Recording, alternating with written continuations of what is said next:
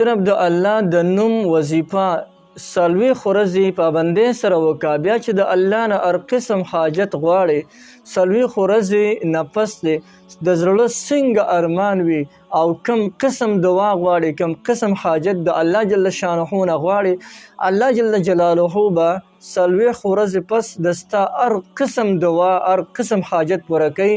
خو چې کله ته د دې آدابو لحاظ وساتې، دا کم چې درته اوس وایم. رحیم السلام علیکم ورحمت الله وبرکاته. محترم، د حاجتونو د پوره کېدو، د ټولو مشکلاتو د ختمولو دپاره، د زړه د ارمان د پوره کولو دپاره د الله جل جلاله نوم دا درته ښیم. څلوېښت ورځې پابندۍ سره وکړه. څلوېښت ورځو نه پس د ستا د زړه تمام ارمانونه، تمام ارزوګانې به الله جل جلاله د غیب نه پوره کړي. داسې ځای نه به ورته الله تعالی اسباب دا چې کوم دی برابروي چې د ستا په وهم، فهم او ګمان کې به هم نه راځي. داسې مبارک عمل دی. بعضې حضرات دې ته د لفظ الله چله وی، د الله د نوم چله ورته وی. نو بالکل دا عمل کو تاسو دا وکړلو، د الله د نوم دا چله تاسو وکړله، داسې رموز اسرارو نه به تاسو واقف شئ چې خپله ورته حق خیران پاتې شئ. راځئ اضافي وخت زه د ستاسو نه اخلم او د دې وظیفې طریقه درته ښیم چې دا وظیفه به تاسو څنګه کوئ چې د څلوېښت ورځو نه پس زه کومه دعا کوم زما د هره دعا قبلیږي، زه چې څه غواړم زما د زړه حاجت ترې پوره کېږي د څلوېښت ورځو نه پس. نو راځئ چې د عمل درته وښیمه. په شمس المعارف کې شیخ ابوالعباس احمد علی بونی رحمه الله هغوی فرمایي چې لفظ الله دا اسم اعظم دی او دا ډیر زیات دا اسم مبارک ډیر زیات قابل قدر دی. کم یو انسان چې د لفظ الله چله راونیسي، اسانه چله د ګورې اوس درته ښیمه، هغه د جناتو مناتو خبر پکې نشته. کم کس چې د لفظ الله چله راونیسي، د څلوېښت ورځو نه پس به الله جل شانه د زړه هر قسم ارمان پوره کوي، هر قسم دعا غواړي الله تعالی به پوره کوي. د دې څنګه طریقه ده؟ د دې طریقه دا ده چې ته به څلوېښت ورځې مسلسل روجې ونیسي. څلوېښت ورځې به مسلسل روجې نیسي، یعنې پښمنۍ د وکړلو صبح صادق نه پس روجه بنده که او ماښامي وکړه روجه ماته که، بیا دغه رنګې صبح صادق د وکړه ماښامي وکړه او روجه ماته که.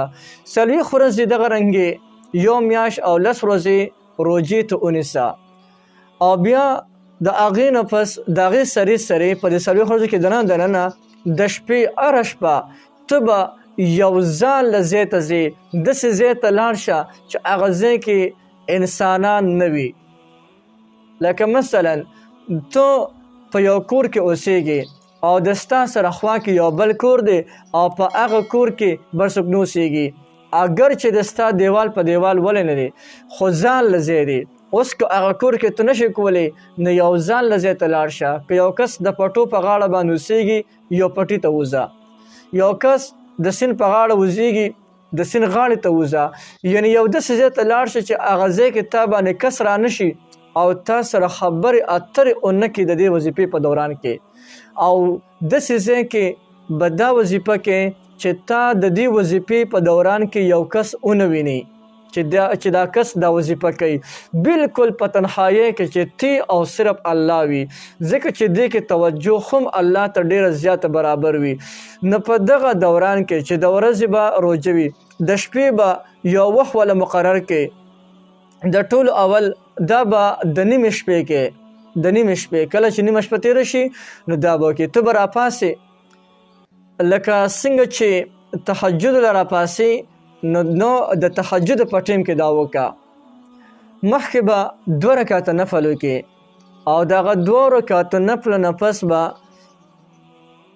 6 ځله لفظ الله ذکر وکړې، 6 کرته الله الله الله الله دغه رنګ ذکر به کوې. یو 40 ورځې دا چې دی 40 ورځې مسلسل دغه رنګې پابندۍ سره دا کار وکړه. د 40 ورځو نه پس به الله جل جلاله یوه ملائکه راولیږي د دې اسم الله چې دا کوم موکل دی د هغې نوم دی کهیائیل. دا به الله جل جلاله خپل ځان ته ودرئ او الله جل شانه به دغې ته وایي کهیائیل ته وایي چې ورشه او زما د بنده چې هر قسم حاجت وي هغه حاجت زما د دې بنده پوره کا. د دې نه پس بنده چې هر قسم سوال د الله جل جلاله نه وکړلو هغه سوال به الله جل جلاله الله تعالی د ده قبلوي. د دې بنده په زړه کې چې کم قسم ارمان راتلو جایز هغه ارمان به الله جل جلاله د دې بنده پوره کوي. یو دومره زبردست عمل دی چې هر څوک یې کولی شي، آسان هم دی او بالکل یې تاسو کولی شئ. هر چاته د دې مکمل اجازه شته دی، هېڅ نقصان به تاسو نه رسي. یریږئ مه، توکل په الله باندې وکړئ، هېڅ نقصان به نه رسي. نو هر چاته د دې مکمل اجازه شته دی، هر یو کس د دې نه مکمل فایده اخیستلی شي.